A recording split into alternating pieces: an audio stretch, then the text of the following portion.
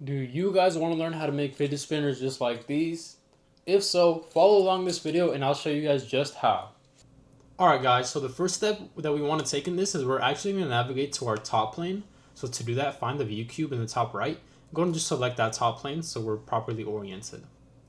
Now, the next thing we want to do is make sure that our units are going to be set to millimeters. So go ahead and make that change if need be.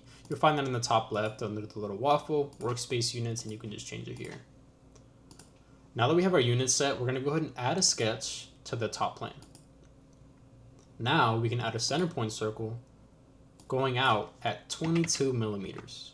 And then I'm going to make an additional center point circle going out 30 millimeters. Now this is going to be the center of our fidget spinner. This is actually where our bearing is going to be seated. Next, I'm going to want to make our secondary circle. So to do so, we're going to need a reference point. So I'm going to go ahead and grab my line and I'm going to enable the construction mode. This will make it so that I have kind of a guideline and it's not going to affect my actual shape later. So I'm going to go directly up, going straight from the origin point at 28 millimeters. Next, I'm going to unselect my construction tool and select again my center point circle. Here, I'm just going to once again click out, going 22 millimeters, and then once again, the outer one for 30 millimeters. Now, the next step I want to do is replicate that 2 more times. Now, instead of doing what I just did, I'm going to go ahead and utilize our circular pattern tool. Find that in the center of your toolbar. Now I'm going to go ahead and just select both of the circles I clicked. Now it should by default already be clicked in 3 times, and so that's all we'll need there. So all I'll do is go ahead and click enter. And once I click the check mark, you can see we have our shape here. Once we have our shape, I'm going to go ahead and click and drag across the entirety of it. And now I'm going to select our extrude tool, and this is going to let me bring this out. So what I want to do here is simply unselect the inside of our circles, leaving the outside of the shape, and I'm going to want to extrude this by 7 millimeters. And so now when I orient my plane like this, I can kind of see it has some thickness to it and it has the base of the shape that I want.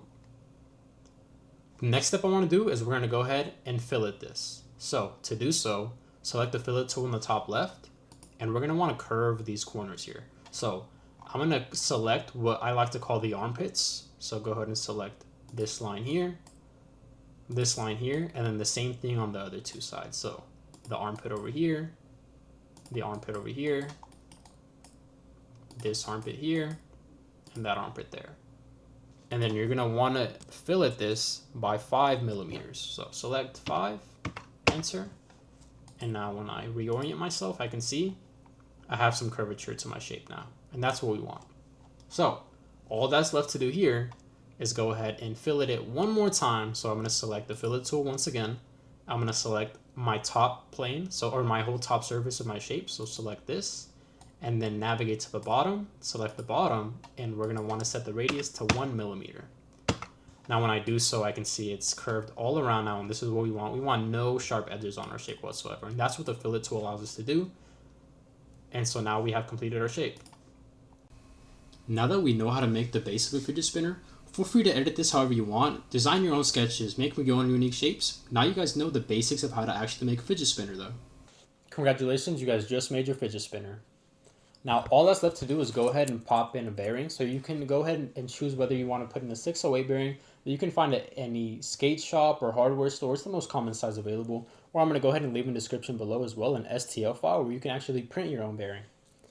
Now, as you guys go, we already know the basics of how to make a fidget spinner. So now you guys can go ahead and go back, adjust your sketches, and make your very own designs. So you can see here, we have one that kind of looks similar to Ninja Star. And we have one where I just added a weight to the circles on the outside. And it just helps with the longevity of it. Anyways, I hope you guys really enjoyed today's video. Go ahead and leave a like and don't forget to subscribe. If you guys have any recommendations or anything you want to see, go ahead and leave it in the comments down below. And until next time, I'll catch you guys.